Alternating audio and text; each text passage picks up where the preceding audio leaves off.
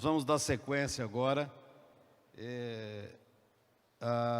às apresentações. Nós vamos ouvir agora a senhora Mônica Irion de Almeida, representando o setor elétrico.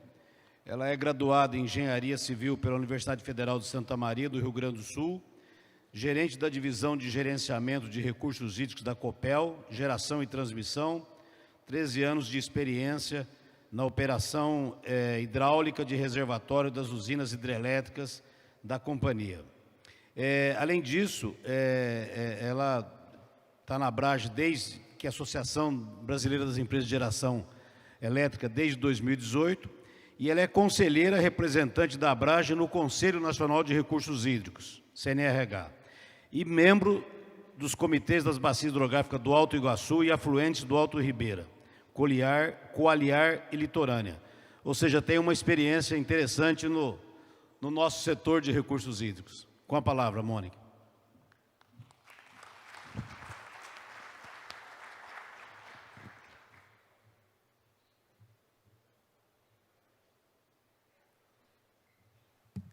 Bom dia a todos. Eu queria, em nome da Abrage, agradecer o convite para participar dessa mesa de diálogo, essa roda de diálogo, para trazer um pouco das experiências do setor elétrico e contribuir aqui nas discussões. Racional, reuso e inovação. A gente vai trazer aqui alguns elementos do setor, sob a ótica do setor elétrico.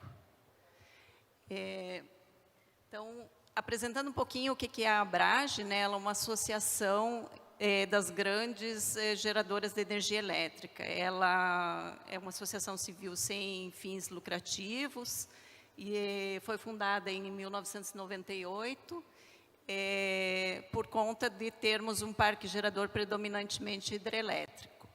Ela representa cerca de 90% da geração hidrelétrica do Brasil despachada pelo ONS. Então, ela é composta por diversos agentes de geração que compõem esses 90%. A atuação da Abrage, ela se dá por meio de grupos de trabalho, dentre os quais se encontra o Grupo Técnico de Recursos Hídricos, onde eu atualmente coordeno. Esse grupo discute temas afetos tanto à parte de operação, né, do sistema, quanto de gestão de recursos hídricos e parte regulatória. Além disso, tem um comitê jurídico e um comitê de segurança estratégica das instalações e forças-tarefas específicas quando assuntos novos surgem e demandam atuação. Todos esses grupos, eles são compostos por membros das empresas associadas. Então, o corpo técnico da Abrage se dá por meio dos agentes de geração, o que é muito bom porque traz uma diversidade para as discussões, com participação de empresas do Brasil inteiro. Então, só para vocês terem uma ideia, quem são as empresas associadas, são 21 atualmente. Esse número normalmente oscila conforme as concessões vão se modificando, mas são grandes empresas que contribuem aí para a atuação técnica da Abrage. Falando um pouquinho sobre o uso racional, né, o próprio sistema interligado já traz alguns elementos aí de uso racional da água. Então, ele é um sistema, né, de produção e transmissão, composto por diversos tipos de fontes, né, de geração de energia e com uma distribuição por submercado.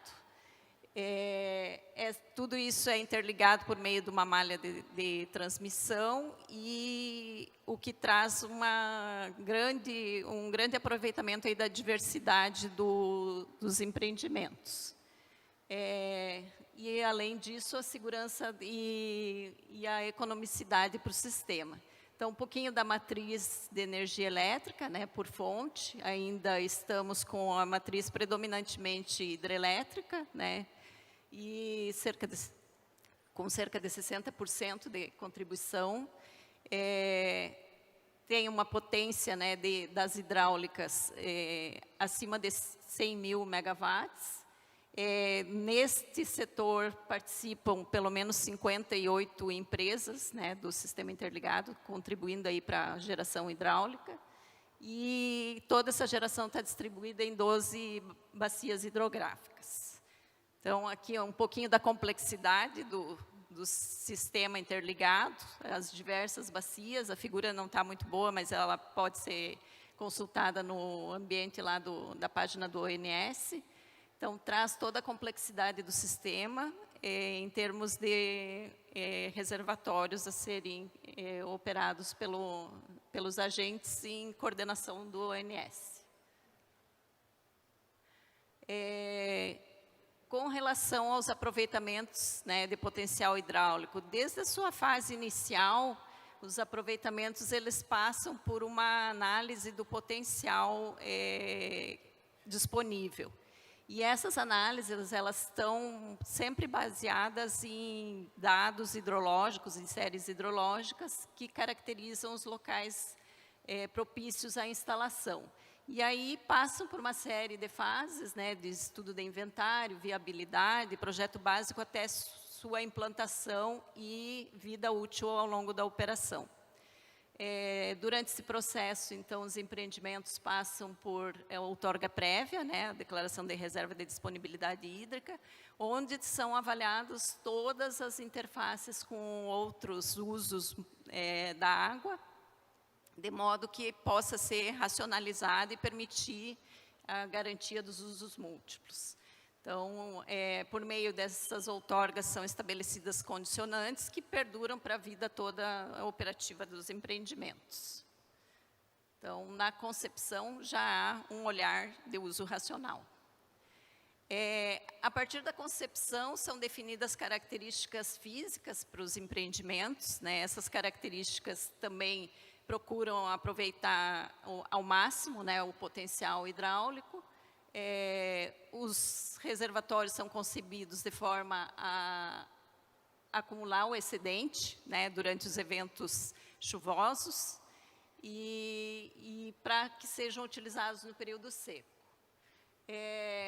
Uma das características que é importante ressaltar é que esse uso do setor, né, para a geração hidráulica ele é não consultivo, né, a água passa pelo processo e é devolvida imediatamente, né, no rio abaixo. Uma das questões primordiais para a operação é monitoramento, então, nosso entendimento é que não tem como se fazer uso racional sem que haja esse monitoramento dessas grandezas físicas que interferem no balanço hídrico, isso até já foi falado por um colega que nos antecedeu aqui. E a operação desses sistemas, ela se dá 24 horas por dia, 7 dias por semana, com ações diversas em tempo real. Então, são necessários todos esses monitoramentos para que a gente possa racionalizar e otimizar a geração de energia. Então, como eu falei, o uso racional passa por previsão e monitoramento. São duas etapas importantíssimas para que a gente otimize o uso do recurso hídrico. Nas rotinas, então, de operação, são necessárias dispor de informações de satélites, imagens de radares, quando disponíveis, modelos hidrológicos, monitoramento de estações pluviométricas, que hoje estão praticamente automatizadas todas, previsões de chuva, de eventos extremos, transformação dessa chuva em vazão. Então, tudo isso é um aparato necessário para que o uso seja racionalizado na geração de energia. Aqui algumas imagens de estações, como a gente coleta essas informações, e importantíssimo, né, o monitoramento, e modelos de previsão de vazão que vão nos dar aí uma perspectiva de qual é a água disponível para ser utilizada nos reservatórios até se chegar ao monitoramento especificamente de cada um dos empreendimentos. Esses dados, a geração dessas informações históricas e para as decisões em tempo real elas propiciam reanálises do processo, eventualmente modernização das instalações, substituição de equipamentos, enfim, uma série de ações por parte do setor em prol de melhor aproveitamento dos recursos. Aqui um pouquinho da rede de monitoramento do setor elétrico. Isso aqui são informações disponibilizadas pela ANA em 2019. Então, a importância que tem o monitoramento para o setor. Entre estações automáticas pluviométricas e fluviométricas, são mais de 2.000 estações espalhadas no Brasil, esses pontos em verde. Monitoramento sedimentométrico também, cerca de 1.000 pontos, além de estudos batimétricos de todos os reservatórios que compõem o sistema, que estão, são dados que estão hoje disponíveis no site da ANA e que podem ser consultados pela sociedade. Além disso, os dados operativos também são acessíveis no ambiente lá do Operador Nacional do Sistema. E isso traz uma transparência das informações e uma possibilidade de uso pelos outros setores para avaliar suas necessidades, informações e para mesmo ações de gestão. Ontem até à tarde teve uma mesa aqui que foi falado, foi uma apresentação em que foi falado sobre a utilização desses dados para as análises no âmbito dos comitês. Então, isso torna extremamente importante, é uma grande contribuição do setor para além das suas operações, mas para a sociedade. Então, como principais contribuições, desde as fases de projeto, resumindo, o aproveitamento do potencial é avaliado de forma a ser otimizado, as operações com o uso de reservatório permitem maior segurança hidroenergética. Essa complementariedade que o Sistema Interligado Nacional traz, que abrange diversas regiões, e quando temos escassez em um determinado local, a gente tem disponibilidade em outro, então isso permite que o sistema possa atuar utilizando os recursos armazenados nas diversas regiões. Contribuímos também para as questões de controle de cheia, então, anualmente isso é avaliado para alocação de volume e prever e trazer mais segurança para as bacias hidrográficas. O atendimento aos usos múltiplos, então, por meio desses monitoramentos é possível a gente avaliar todas as condições de atendimento aos usos múltiplos, e a coleta de dados hidrológicos que permite utilização para as mais diversas finalidades da gestão de recursos hídricos. Falando um pouquinho de reuso da água, a resolução CNRH 54 traz que o reuso se constitui a prática de racionalização. E aí, no artigo 1º, o reuso não potável, para efeitos dessa resolução, abrange diversos usos, dentre eles o que mais se aproximaria, não existe nada específico para o aproveitamento potencial, mas o que mais se aproximaria seria o reuso para fins industriais. Então, eu tentei trazer aqui algumas ações que estão em curso, aí, buscando avaliar possibilidades de reuso no setor. Uma delas seria a concepção de usinas hidrelétricas reversíveis, onde você tem uma produção e depois uma reversão da água para possibilitar esse reaproveitamento, por meio de bombeamento. Então, no mundo, isso já é uma realidade. Então, nós já temos aí China, Europa, Estados Unidos, Japão, com esse tipo de usina. No Brasil, existem estudos da década de 70 e 80, muito preliminares, de pré-inventário, inventário de algumas usinas. E, mais recentemente, em 2019, a empresa de pesquisa energética realizou um estudo de inventário com foco nos estados do Rio de Janeiro e de São Paulo, buscando avaliar possíveis locais para a instalação dessas usinas. Esse estudo, então, tem algumas considerações. O mapeamento, o objetivo do estudo era mapear locais promissores, né, para esse desenvolvimento e aprofundamento das análises. Também o detalhamento das melhores opções, avaliação de custos, né? Esses empreendimentos normalmente têm um custo elevado, então precisa ser avaliado a questão de custo, benefício. E foram escolhidas, então, como topologia, circuitos semiabertos, com características específicas de topografia e arranjo. Então, selecionados inicialmente projetos que teriam uma viabilidade inicial mais fácil de implementar.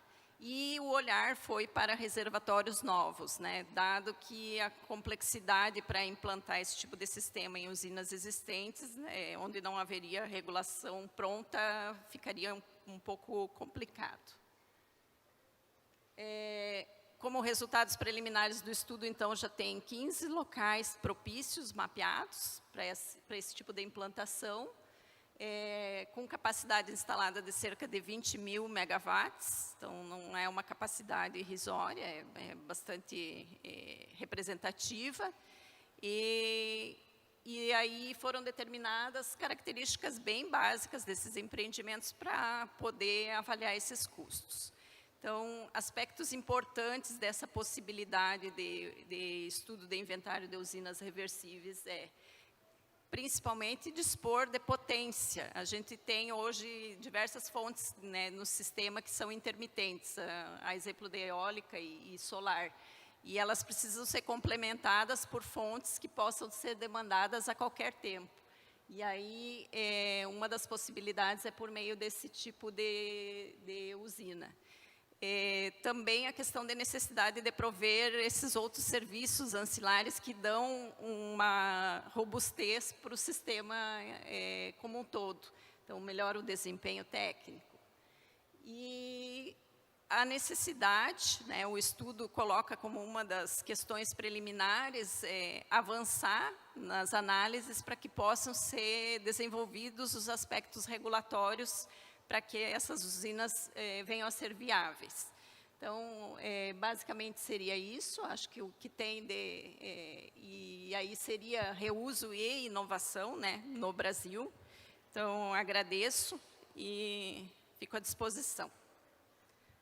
Muito obrigada. Ok. Muito obrigado, Mônica. Agradecemos a sua apresentação.